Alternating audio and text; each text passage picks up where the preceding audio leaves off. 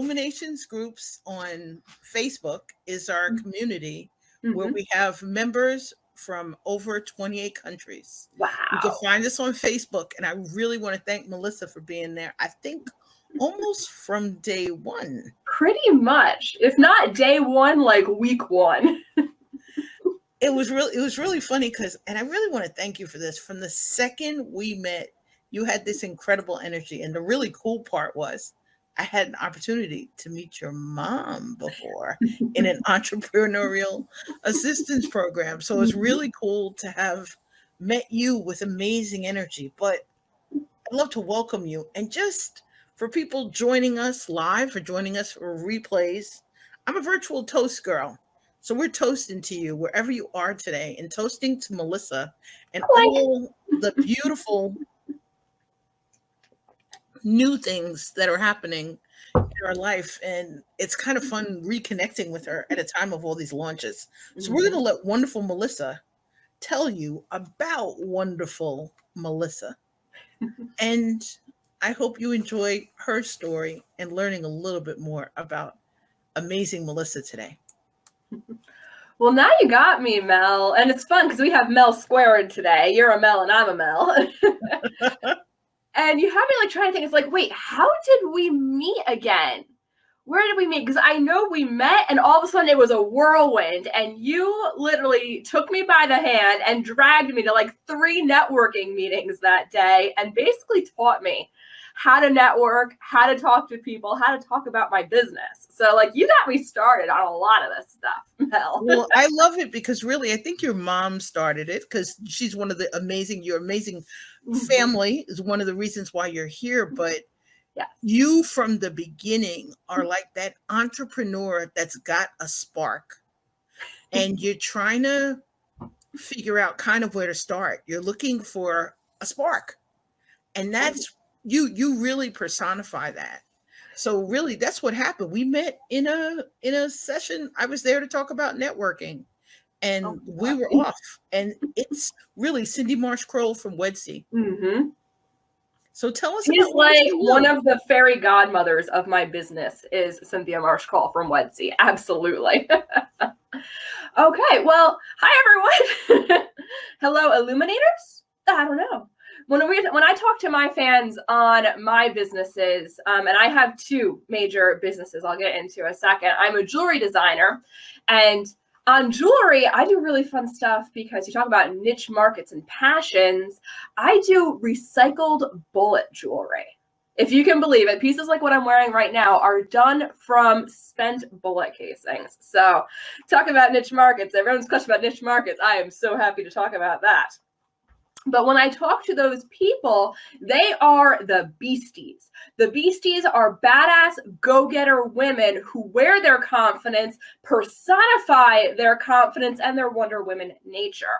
So I tell them, you bring the boss, I'll bring the sparkle for my beasties. And then when I talk on the flip side of that, I am also a business coach and strategist now, where I teach other businesses in e-com how to tell stories appropriately so that they engage with their customers. And those people are the pickle peeps. And I thought you would get a super kick out of that, Mel. So those are the pickle peeps. And it's so fun creating and talking to your clients in a way that allows them to self-identify and self-cheer. Like I talk about, this is not a good way to phrase it, but I'm always susceptible. When Melanie talks about businesses that have a spark or an entrepreneur with a spark, one of the things that happens when you have a really good spark is you start building good branding, and good branding has a Kool-Aid element to it. And I am always on the hunt for Kool-Aid branding and Kool-Aid businesses. I am someone who wants to get sucked into your company culture, your company passions. Like, what's your specific lingo that you use? Who are your enemies that you like to make fun of? Who are, what are the tenets, or like, is there branding? Is there swag to do with your business? I want all in. I get so excited when I see that. Someone who has built a full business culture and then it turns into a movement, really. So That's why I asked in the beginning, Mel, what your people were called, because that's such a part of it, that self-identifying. And as a business owner, when your fans go ahead and be like, hey, I had this happen a couple years ago. We were doing stuff for the Golden Globes, and one of my fans says, hey, Melissa, so when do the Beasties get access to this Golden Globes jewelry? And I was like, oh, yes, it happened. They self-identified. The branding, the culture is working. So that's a fantastic, fantastic moment in time. But Melanie, where were we? Because I feel like I just went on a total rabbit hole right there. That was not a rabbit hole. And I love that you've got a name also for your tribe. It's not a rabbit hole. I think really my new word has become the word that's kind of above your head now, which is I'm possible, which is people trying to take a step. They're just trying to create a space to emerge in a really, really kind of interesting time, to start. They're trying to jazz something up. They're trying to build energizing connections. They're trying to create communities and really trying to create conversations. People who care, so the I'm possible people are people really who care about helping others, which really is kind of why you're here. And I really, really appreciate movement and momentum fire starters. That's what we got here. I love it because whatever I say, Mel has another way to explain it. And we are living proof. Totally different generations. I value her opinions. She's a straight shooter. There's no nonsense. There's no nonsense. There's no fluff when you talk to me. I will steamroll your dreams and show you how to up-level them. We were talking the other day about our conversation. And one of the things that I absolutely loved was we were talking about the fact that we have such different styles, and kind of, it's a little bit more.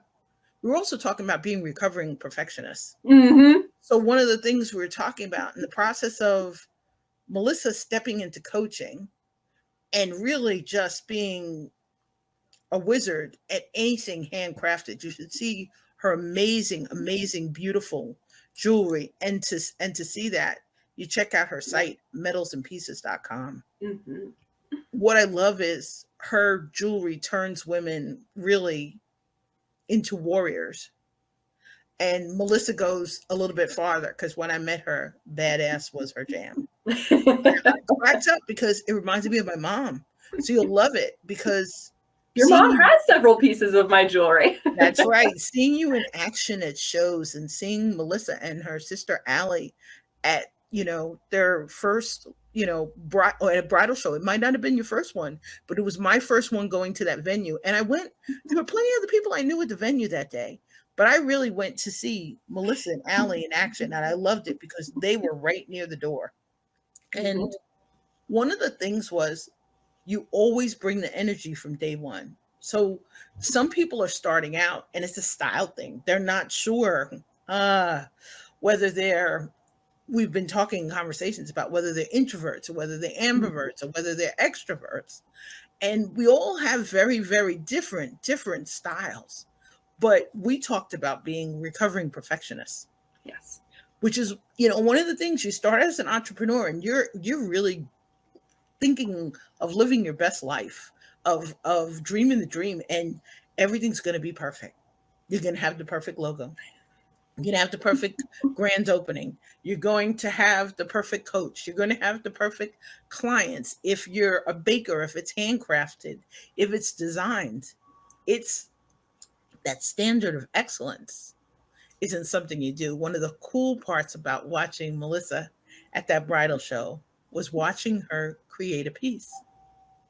Such artistry, like totally centered. You had some tools. I can't even tell you because I am totally a spastic person. Thank goodness you have all those great talents. But watching her work, and I said to her, you need to film yourself with that because there was a fire underneath. How did you recover as a perfectionist from that? I'm dreaming of a business and this is what it's going to be. and this is what I'm going to do. How did you recover from that? And how did it lead you into becoming a coach? Well, one of the big issues, and like, I love that you mentioned in their logos, because, oh my God, I am at the point where I hate logos. I am like almost anti-logo. I say that I have a logo for everything, but logos are one of those things that hold a business back. And it's also one of those like vanity metrics. I talk about vanity metrics a lot on stuff. I know Mel and I are going to get into that, I bet. But it's one of those like, you know, the people who get the really expensive car to show off, but they're broke on the other end. A logo is kind of like that. People will like wait, and entrepreneurs will be like, no, I can't launch until I have the perfect logo. You're never going to figure that out until you launch. People like have such issues figuring out the fonts they're going to use and what their colors are. And I tell you, I got stuck in this trap. I was in this trap for years that I didn't feel like a professional business. Like, oh, I'm not a real business. I'm not really a hobby, but I don't know that I could take myself seriously. Never mind present myself to other people seriously, because I don't have a good logo and I don't know what my colors are. And I really, like, I haven't picked out fonts yet. I'm just never happy with anything. Those are like purposeful blinders. You're afraid of making decisions. You're afraid of just going at it with your business. If you have a spark, if you have a passion, chase that full throttle. Don't hold back. Don't let things like, so you're running, okay? You're running, you're on this, you have a passion, you know what you're gonna do, you wanna do a business. Like, yes, okay, so you're running, you're getting stuff done, you're figuring it out. And someone says, oh, well, what's your logo? Bash that to the side, you don't need it yet. When you absolutely full-heartedly need a logo, you'll figure it out, or you'll be at the point where you can hire a designer to do that. So you keep running forward, and people are like, oh, what are your branded fonts? Knock that aside. What are your colors? Knock that aside. Any of this is superfluous.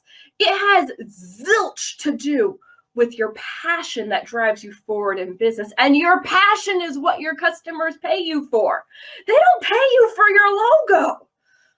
Unless you're a designer who does logos, then they're paying you for your logo. But on the other side of it, just move forward. So I have this great example, Melanie, talking about this and talking about perfectionism. I had known for a very long time that I eventually wanted to be a coach. I knew in high school I wanted to be a teacher at some point, but I knew I didn't want to teach elementary school kids. I'm not good with them. I knew I definitely didn't want to teach high school kids. Come on, remember high school, right? I was like, well, I could teach college, until I found out how much money college teachers make. And I'm like, that's not happening. I don't want to be perpetually broke and tenured. No, thank you. So I kind of put that dream to the side, and at the same time, I was building my jewelry business and my jewelry empire, and that was going great. But it always came back to people asked me how I was doing different stuff in my business, especially coming from the handmade space where you got to figure it all out. I have this great gripe with coaches that a lot of coaches tell you what you need to do. They'll tell you why, maybe, you need to do it. So the good ones will tell you why, but they leave off the how. And you're left with being like, okay, so I know I need that. I know why I need it, but what do I do? Where do I go? And so I decided to start a YouTube channel on coaching. And that's my Melissa Pickle YouTube channel. Yep, I have right there. And through the process of just putting it up, I picked one project to start with. I'm going to teach people how to do one of my specialties, which is branded lookbooks. It's like, okay, I'm gonna do some YouTube videos. I'm going to teach people how to do this. Do you know, through the process of doing, I'm going to repeat this, through the process of doing, of just creating the videos to put out there on YouTube, all of a sudden, I had asked about teaching for a long time. What am I going to teach? How am I going to do this? Just through the process of putting out a couple of YouTube videos, all of a sudden, the entire pathway laid out. So to anyone who tells me, I have a great idea, but I don't know what to do with it, or I need to wait until, I will smack you if you tell me I need to wait until, and you don't have a calendar date on that. I need to wait until I have a logo. No. I need to wait until I have branded fonts and colors. No. Stop it. I need to wait until I know I have my domain name or my business, my full professional, who I'm going to be as a star entrepreneur. Stop it. Just go, just start doing, because in the process of doing, the whole path lays out and you will figure out what you need to do. And if you need to pivot, if you get a couple of steps down your entrepreneur journey, as you're running along, you hit that first benchmark and you realize you need to pivot, you just wasted all that money and time on the other superfluous, the logo, the colors, the fonts, and that everyone tells you need, because that's your branding. It's not your branding. That's not your branding. Your branding is the culture you build. It's the people, and your fans are your branding. Did I get on a soapbox, Mel? No, but no soapbox. I love it because you got a lot of energy behind it, and I'm so coming from a different place. To me, and the hardest part was I was a full-time employee who had a business card that I rarely gave out.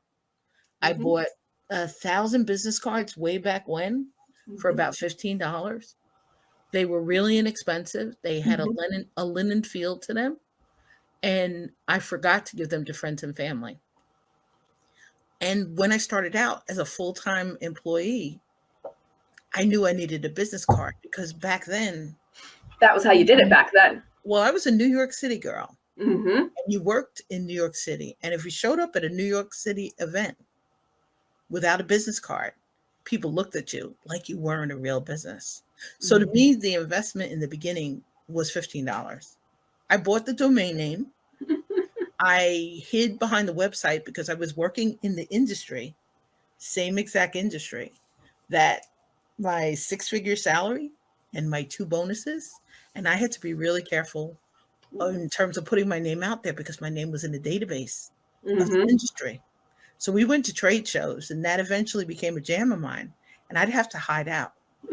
I went to my first networking event, and someone said later, she needs some help. She's really quiet. And I really appreciate it because my bestie said, she's fine. She just needs to look around the room and see what's happening. So for me, it's not superfluous, as you said. It's about strategy. And in the beginning, from where I am, it was always about subtle strategic solutions. Now it's about strategic solutions because in today's world, people are looking for a little bit of vibe. They're looking for a little bit of entertainment sometimes, something to pump them up, something that takes them away. But really, I love working in coaching and with events and in my group with people who are just interested in making the world a better place. They're interested in solving problems. And what Melissa said, your ability to solve a problem doesn't have to do with a piece of paper, doesn't have to do with a color, doesn't have to do with what school you went to, what club you're part of, which chamber you joined. Nothing to do with your degree. whether you're in a networking group, I think it's really got to do with you. It's really funny because all of my prior logos and my current logo, it's got a Caribbean blue. So the color part, and I appreciate Eve Voyaveda of Brand Your Dream from talking to us all the time about colors, whether we do it in her visibility gym or we're doing it right now in her selfie challenge. Colors create a mood. But Melissa's reminding you, as an entrepreneur, you've got to have a little bit of an attitude that you can, an attitude that you're willing to try, an attitude, human to human, that you're curious about other people and what's happening with them. And I think that part of what you're saying, the recovering perfectionist in the beginning, it's such a roadblock. It becomes a roadblock. It used to mean the perfect shoes. It meant the perfect car. It meant where you lived. It meant what address. It meant what jewelry you were you were wearing. It meant kind of the vibe that you were living, that you were bringing with them. And I think that part for me is really what pushed me into coaching, from garment industry to promotional products, into gifts and incentives, into hosting workshops, into just finding people to help who, were having trade shows or displays and just trying to reach people. But the thing I love about it now is it's really all about business attraction. But I understand it as a recovering perfectionist. As Melissa said when we were talking earlier in the week, we all feel that a little bit, that pressure. the Imposter perfect. syndrome right there too. It's a So, big one. so you'll laugh. Melissa will laugh, and it's generational. I'm allergic to the word pivot. I prefer the word shifts. Okay. When people think you're pausing or you're wishy-washy, I think you're about to take a lateral step. I think your spidey sense or your intuition has told you something is not quite right. That little feeling in the pit of your stomach when you meet somebody and they seemed wonderful and you know you'd like to be someplace else. You're starting a conversation with somebody. They looked like the perfect person, magnetic to sit next to, the perfect speaker to reach out to, the perfect coach to hire. I love now that Melissa's in coaching because from the beginning, I think Melissa, I love to learn to earn and I love to help other people do the same. But Melissa was a gift for this teacher's kid because we approach it totally differently. Mm-hmm. The other day I showed Melissa my new freebie, which it was previously, and you're going to love this. I changed it. All Melissa and I right. were talking about conversation starters, and Mm-hmm. I'm preparing a presentation about how to have brave conversations about the undiscussable for a great group called Always Need Diversity. It's coming up. And in the process, I wanted something to help people start conversations. And then life and Melissa reminded me, I changed the title. It's no longer called Conversation Starters. It's called the beginning of the name of my beta course, which is creating connections. It feels right for anybody, whether you're a startup, whether you're a COO, whether you're new on somebody's team. It felt right. Plus, conversation starters, we're not sure we want to talk to everybody. We're not for everybody. What's your favorite ice cream? You're gonna hate this. I'm a regular classic vanilla girl. So my favorite is coffee or Jamocha almond fudge or coffee buzz buzz buzz. And just like our ice cream flavors are different, the style flavor is different. How we approach this is different. Mm-hmm. We really all just looking for support, for somebody to just help us, reach out, lend us a hand. And whether we find it from a mentor, from a coach, from a strategic alliance. I was speaking with somebody earlier today and I really appreciate it. I've been exploring automation and the universe, when you mention it, Mm-hmm. universe just explodes with all sort of options. They just drop it into your lap. And I'm a believer of that, that Yes. what we need is kind of in the room. It's in the universe. Our eyes just weren't open to it yet. We weren't ready for Mm-hmm. it. But you say it and you say it out loud. And last week I was giving a presentation and somebody popped in who was a cyberbully. Today we're putting this, and I thank Melissa for saying, hey, we're putting this on our YouTube channels. We're not for everybody, but we do know that we can support you at any stage or phase to help you be the best you can be. But last week, I was reminded, as Melissa said, about, and I'm new, relatively new to Clubhouse, but I was kind of the speaker, the part time host, and Mel's jam, my jam has become making safer spaces to emerge. And I guarantee it at my events, cyber events, live events, in illuminations groups. I say for people, if you find any drama, I apologize in advance for it because it wasn't my intention. It's a safe place. But I think we're in a world now where people occasionally are culturally insensitive. They've got other agendas. Earlier today, very intelligent, very professional person who I wasn't going to have a conversation with until next week. I found a spot this morning. And in our conversation, I then found out that as opposed to a real relationship, and yes, today I had a conversation with a real human, it was a bot that was having the conversation with me on a platform that does not allow for automation. And I thought Hmm. that was kind of interesting. I Yeah. really respected what they did because I said, there was either something in there that I responded to, or I looked at the person's profile. I think they knew one person in common that I knew. And I, it's not that the person was a client. It's not that the person, and this is a reminder that life happens.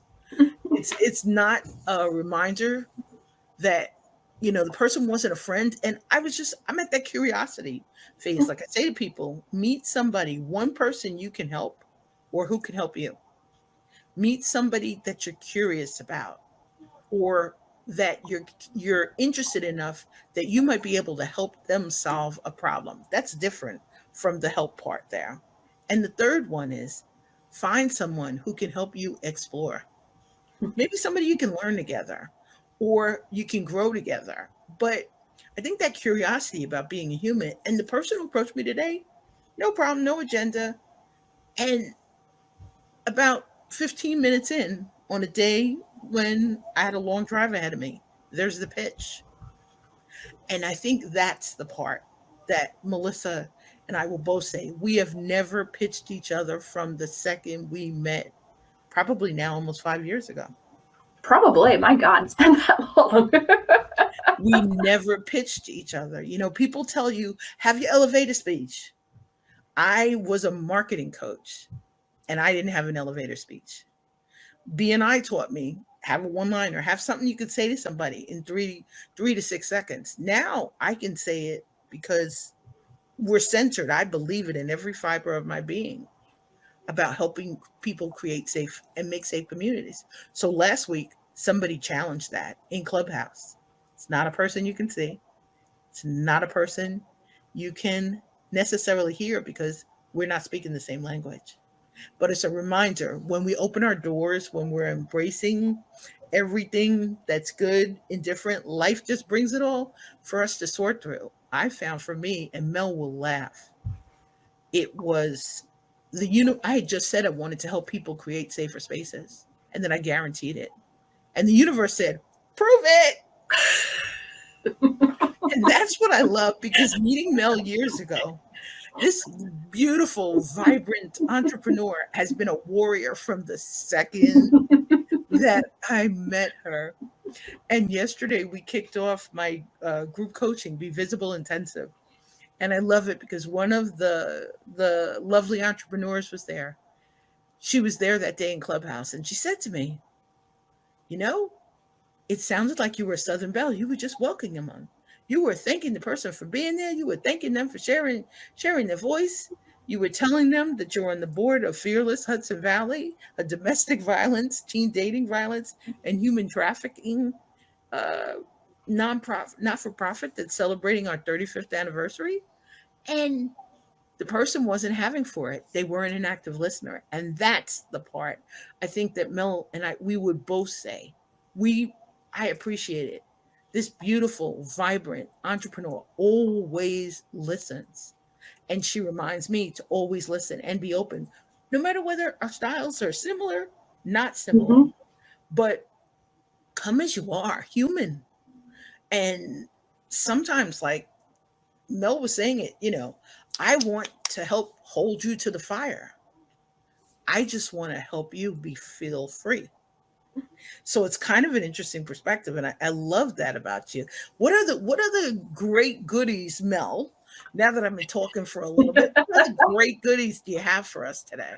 Well, I will laugh because we had talked previously. I know you love my quote talking about like recovering from being a perfectionist, that speed beats perfection every single time.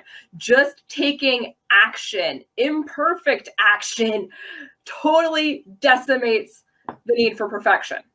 If you can set it aside long enough, you will feel far more accomplished and far more satisfied with your work by putting it out there for feedback and the good kind of criticism than you do holding back and waiting until it's perfect. So we love that one. Speed loves perfection. You will like this one because I was in a conversation with another business friend before I got on here, and we were talking about challenges because I host a monthly lookbook challenge. A lookbook comes from the fashion world. It's not a sales catalog. It's really a cross between a sales catalog and a vision board of your customers' best dreams. So it takes, especially for e-com, it takes your products and places them in your customers' dreams so they can foresee and see how they need them in their life. So those are lookbooks. But we were talking about challenges. And when I kick off this next challenge, everything is preset. I'm kicking it off and I'm going on semi-vacation at the same time. So the challenge will start. I'll absolutely be checking in on everyone, but we're going on vacation too. So like I'm going to a big marketing conference. It's going to be awesome.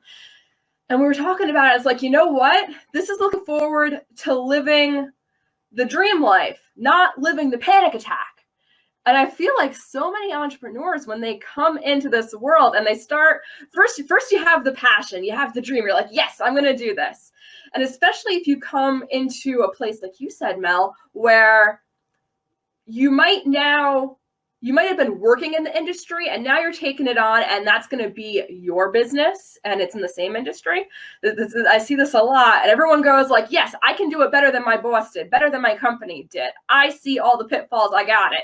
And then you realize how much work is involved in being a business owner. I'm not saying this is a bad thing. Like, the work is good.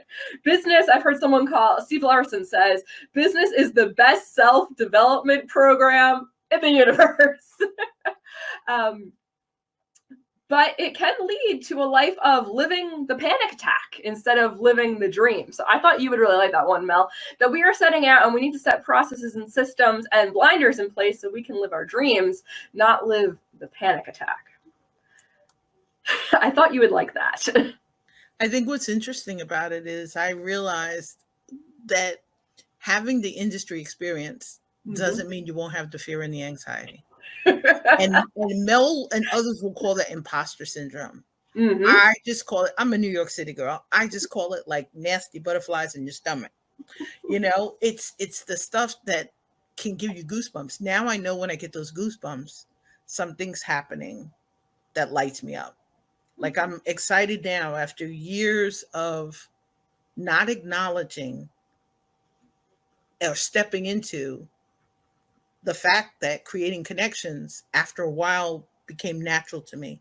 After the reading, after the studying, after the coaching, after the mentoring, after people, if not welcoming you or encouraging you to be comfortable, I wasn't afraid to necessarily take that first step. As an introvert, it took more than a bunch of deep breaths. But I think the thing that was most challenging about it is you're sometimes not sure where to start. And that part, you need help, whether it's a mentor, whether it's a coach, whether it's a friend. And Mel mentioned that about asking people for feedback. The people I ask for feedback are people I trust. And the people I trust, like Mel, to not agree with me. They're people who I know that's their talent, their expertise, or there was a friend. Everything I showed them for the first 15 years in business, they didn't like. And one day I said something and they said, you're not a marketing coach anymore. You're right. You're stepping into hybrid events, helping people eliminate isolation and navigate the gaps. Yes. All of a sudden it became clearer. But I think sometimes that feedback's what we need. In addition to the systems, the infrastructure, we needed to get some clarity. It's, I always picked names before that, was either prisms or increase your visibility that meant that I was trying to offer others transparency that I didn't always feel. In business transparency, really, really challenging. And I have to thank Jonathan Howard of Success on Social for a conversation about business transparency. Probably almost now 18 months ago, maybe 2 years ago. We'd have a different conversation today. And I think that's the part. What lights you up, hopefully, will become a viable business. Hopefully, it'll take you from employee or dreamer into, I'm going to take a step, or I'm ready to invest. But I think we have to feel ready to invest in ourselves. The thing I love now about creating a beta course is that there's 5 steps to it. It's all about trying to help others fly. Whether you're the pilot, the stewardess, hopefully you're on a very safe flight these days, whether you're the person at baggage claim, whether they're the Uber or Lyft that dropped them off, whether you're the person taking their ticket at the gate, whether you're watching that plane kind of take off, you pick the seat. And that's what I'm loving now that I finally put into a beta course. And that beta course is called Creating Connections to Scale. And I love it because in our talk last week, somebody's like, what do you mean by scale? I said, I'm not talking about weight or the stuff we're carrying. I'm talking about growth, hopefully in a healthy way that helps us grow or thrive or flourish. And I'd love that. Melissa, also tell us a little bit more about your course if you're ready Yes. to So kind of share that. it opens next week. Oh, I am so excited. I am so happy that you brought up events and you being an event specialist, Mel, because I'm taking events in my course and kind of flipping them on their head with virtual events. So especially coming in from the product space world, from the physical products and e-com and all of that. I come from, before e-com, I come from the craft show world. Festivals, craft shows, farmers markets, bridal shows. That's how we met. Any of that space. And when that was my livelihood. And when the world shut down last year and the events shut down, I was a little nervous. How am I going to eat next week?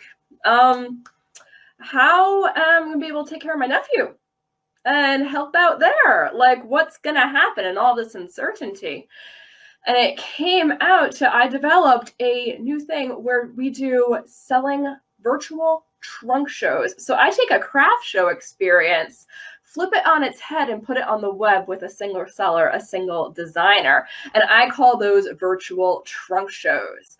So we go ahead, I have done now 60 plus of these virtual trunk shows. And I am so excited because we have locked down the system over, what are we at now? Like a year and a half, approaching a year and a half of this new world situation where everything is a little hesitant. And people, when you talk about safe spaces, people want escapism places as well. And you got to realize that retail therapy is not always a bad thing. It gets a bad rap, but retail therapy does help people out a lot. And when you can bring products that bring joy to people and you're able to stand in front of a camera and showcase and be like, oh my God, this necklace, and bring that kind of joy into people's lives where they get the experience of opening a package and everything else afterwards, it's just mind-blowing and it's wonderful. And you talk about like building that culture and that community right there and getting your fans' culture and your fans' community involved. It's just wonderful. So we have systematized the entire process for trunk shows to A, build community and culture, and B, make a nice, pretty dollar, pretty penny at the same time. Because we're businesses. If we're not making money, we're not in business, right? So Trunk Show Secrets, my full-fledged course here, opens next week. I'm so excited for this. And you talk about like being in beta launch and helping people. This will show people how within 1 week they can launch and run their own shows. And I kind of talk about trunk shows as being a cross between the entertainment value of late night TV with the selling of QVC. So we've just married the two together to create a very engaging event, virtual event, that I have customers that if I take a week off or if I'm doing something else and I can't do an event that week, they're like, when's the next show? When's the next show? We can't wait until they're going again. And I just love being able to support my customers in that way. And I want to teach this system and this pathway to other businesses so they can build their super tribes of customers as well. What do you think of that? I think it's fabulous. I also think in a really cool way, you found a way. It's not a pivot. It's a reinvention. It's creativity. It's sharing your spark. It's living your best life, and it's helping others do the same. The thing I love what you said about moving from the live events into the virtual, that's what I've always done in the hybrid events. So in 2018, I had my first hybrid event. It meant there was a live portion, and then on the last day, we had a virtual portion. And I remember being excited because Eve joined us from the Ukraine, and I was like, oh, we went global. And he's like, yeah, you should go global. So now I'm excited about it because I'm having 3 virtual multi-day events a year just to reach out and kind of build communities. And I call that BVisible Shifts. One of the things that I think is challenging about the eliminating the gaps is how are you creating the relationships, whether you're the host, whether you're the sponsor, whether you're the attendee? Because Melissa now in the process of creating a virtual amazing trunk show, you're Mhm. helping somebody else kind of assume the power or take the power that they didn't have necessarily as an attendee or an exhibitor at somebody else's event. So I think it's amazing that it was a real natural fit for you, but you set up for a live event looking like you knew exactly where everything was. And when Allie and Melissa were packing up their display when the show was over, you needed to get out of the way. And you Yes. knew it because you would reach a point where Allie would say, I'm going to get the truck. And Melissa then would seriously get serious. But I think in the process of that, I love that you're in your power of sharing Mhm. love for learning to earn and your education and all of your expertise, and that you've added coaching to it for people who need more support. I think the thing I'm excited about with creating connections to scale is besides launching it through a scavenger hunt in Clubhouse, one of the things that I'm starting to do now is I'm going to host the scavenger hunts on like an every 6 week basis or so. And I'm going to do that using Clubhouse to launch it under Elephant Strategy Club. Lachelle Atkins has an amazing, wonderful, safe sanctuary in Clubhouse where people are just showing up for positive energy and for some support. And there are guest speakers. If you click this link and you're looking for speaking gigs, Lachelle is also looking for speakers. You'll find Lachelle is there are a bunch of entrepreneurs at this link. There's Eve Voyaveda, I mentioned before, who has Visibility Gym.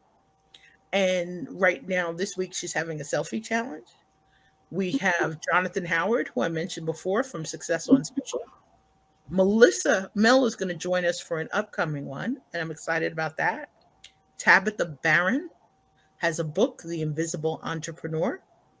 If you click her link, Cheryl Moses is a soul money success coach. And Summer DeCoste has amazing artwork. I met her in Elephant Strategy Club, and Clubhouse wasn't my thing. In the beginning, it felt like a bad radio station, and I needed to figure out which clubs to tune into for inspiration. And Lachelle's is one of maybe the 5 places I really enjoy hanging out right now. But Summer saw me, clicked my profile, realized that I was so not new to Clubhouse, I didn't know how to send a message on the back channel. And Summer clicked and sent me a message on Instagram.